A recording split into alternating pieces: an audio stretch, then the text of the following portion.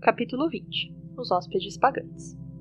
Os poucos dias antes da chegada daquela gente horrível, como Polly Chilton se referia aos hóspedes pagantes de sua sobrinha, foram de trabalho e agitação para Poliana.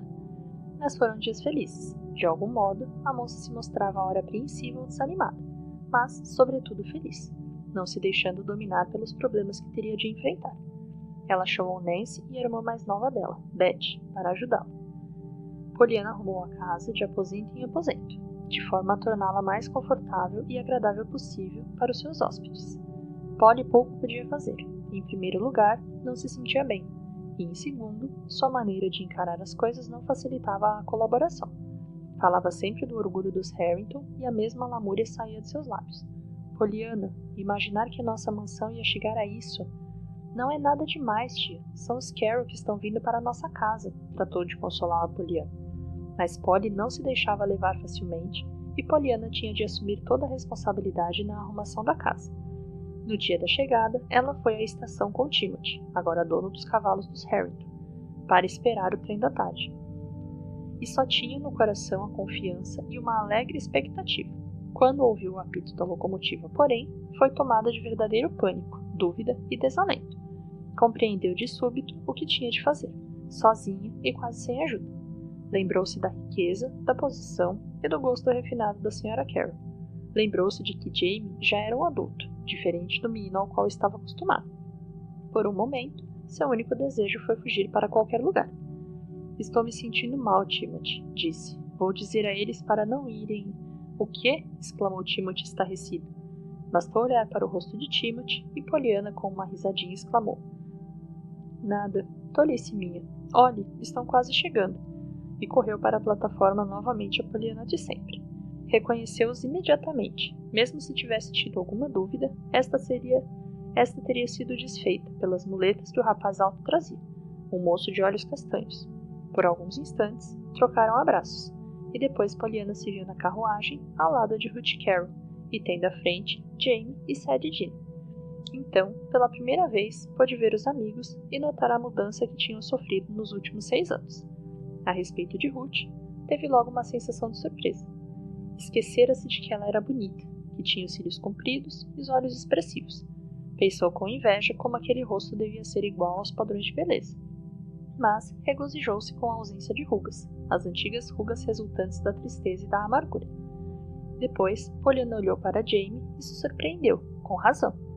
Jamie também ficara bonito, não havia dúvida, pensou a moça, atraída pelos seus olhos escuros, faces um tanto pálidas e cabelos escuros e ondulados. Depois olhou para as muletas e sentiu um aperto na garganta. Chegou a vez de Sadie Dean. Sua fisionomia não havia mudado quase nada desde a primeira vez que Poliana a conhecera no passeio público. Poliana logo notou, porém, uma diferença no modo de vestir e pentear os cabelos, na maneira de falar, na atitude descontraída e alegre. Era uma Sadie bem diferente. Foi muita bondade sua nos esperar, disse Jamie a Poliana. Sabe o que pensei quando você escreveu dizendo que podíamos vir? Não, claro que não, gaguejou Poliana, ainda olhando para as muletas do rapaz e com um nó na garganta. Lembrei-me da menina do passeio público, com seu saquinho de amendoins para Sir Lancelot e Lady Guinevere. Eu sabia que você só estava nos colocando em seu lugar. Quero dizer, se você tivesse um saco de amendoins e nós não, só ficaria satisfeita quando dividisse os amendoins conosco. Um saco de amendoins. Tem graça, riu Poliana. No caso presente, o seu saco de amendoins se transformou em arejados quartos no campo, leite de vaca e ovos verdadeiros de uma galinha de verdade, explicou Jamie. Mas dá no mesmo. Talvez seja bom adverti-la. Lembra como Sir Lancelot era guloso? Está bem, assumo o risco, disse Poliana pensando como era bom que Polly não estivesse presente, para ver tão cedo confirmadas suas previsões. Coitado de Sir Lancelot. Será que alguém continua a dar comida a ele? Será que ainda está vivo?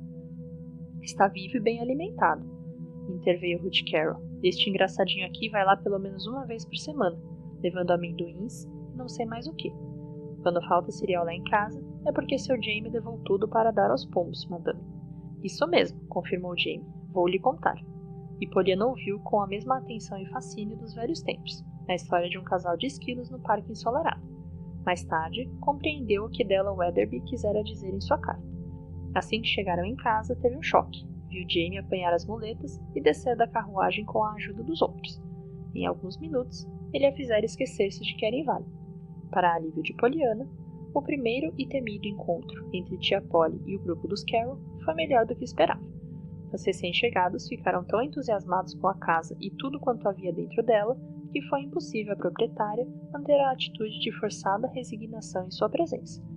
Ficou também evidente, antes que se passasse uma hora, que a simpatia e o magnetismo de Jamie tinham vencido a couraça de desaprovação de Polly. Assim, Pollyanna viu que pelo menos um dos problemas que a preocupava deixava de existir. Tia Polly já se mostrava uma anfitriã amável para com os hóspedes. Mas Pollyanna tinha outras dificuldades pela frente. Havia muito trabalho a ser feito. Beth, a irmã de Nancy, era boazinha e simpática, mas não era igual a Nancy. Tinha que aprender, e isso levava tempo. Pollyanna temia algum erro dela. Uma cadeira empoeirada era um crime, e um bolo solado, uma tragédia. Aos poucos, porém, depois de incessantes argumentos e pedidos de Ruth e de Jamie, a moça passou a encarar o trabalho com menos tensão e a compreender que crime e tragédia, aos olhos dos amigos, não eram uma cadeira suja e um bolo solado, mas a expressão de ansiedade em seu rosto. Acha que já não é bastante nos hospedar? É preciso se matar de trabalho para nos alimentar? Perguntou Jamie. Além do mais, não somos comilões, acrescentou Ruth. Foi maravilhosa a facilidade com que os 3 moradores se integraram ao cotidiano da família. Antes de se passarem 24 horas, a Sra. Chilton já fazia à Sra. Carroll perguntas interessadas sobre o novo lar das moças que trabalham, e Sadie Dean e Jamie já discutiam sobre a melhor maneira de descascar ervilhas ou de colher flores. Já fazia uma semana que os Carroll estavam na mansão Harrington, quando John Pendleton e Jimmy apareceram, certa noite. Pollyanna pensou que eles apareceriam logo e os havia convidado, mesmo antes que os hóspedes chegassem. Fez as apresentações com visível orgulho.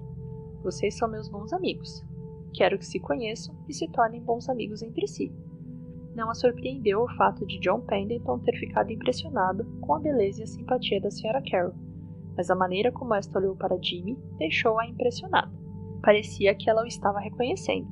Já não nos conhecemos, Sr. Pendleton? Perguntou Ruth e Jimmy a encarou surpreso. Acho que não. Ou melhor, tenho certeza de que nunca a vi antes. Do contrário, não teria esquecido a senhora. A alusão era tão óbvia que todos riram, e Pendleton disse: Parabéns, meu filho, você é um galanteador perfeito. Ruth corou ligeiramente e continuou: Bem, sua fisionomia não me parece estranha. Devo tê-lo visto em algum lugar, mesmo sem nos termos conhecido. Talvez em Boston, observou Pollyanna. Jimmy passa os invernos lá, cursando a escola técnica. Quando se formar, vai construir pontes e represas, isto é, quando crescer. E olhou para o jovem de 1,82 m de altura, de pé, diante de Ruth. Todos riram de novo, menos Jamie, que em vez de rir fechou os olhos, como se algo o tivesse aborrecido. Somente Sadie ficou sabendo como e por que os presentes mudaram de assunto, pois foi ela mesma que tomou a iniciativa de mudar. Foi também ela que aproveitou a primeira oportunidade para conversar sobre livros, flores e bichos, assuntos de sua preferência, em vez de falar acerca de pontes e represas, que Jamie jamais poderia construir. Mas ninguém percebeu o que Sadie fizera, inclusive o próprio Jamie. Depois que os Pendleton saíram, Ruth voltou a falar sobre a curiosa sensação que tivera de haver visto antes o jovem. Eu o vi em algum lugar, murmurou. Pode ter sido em Boston, mas... Deixou a frase sem terminar e 1 minuto depois acrescentou. De qualquer maneira, é um rapaz muito simpático. Gostei muito dele. Isso me alegra, aprovou Pollyanna. Eu sempre gostei muito de Jimmy. Quer dizer que já o conhecia há muito tempo? Perguntou Jamie um pouco triste. Sim, há anos, quando eu ainda era menina. Naquele tempo ele se chamava apenas Jimmy Bean. Jimmy Bean? Estranhou Ruth Carroll. Ele não é filho do Sr. Pendleton? Filho adotivo. Ah, exclamou Jamie. Então não é filho legítimo, como eu. Sua voz quase denotava alegria.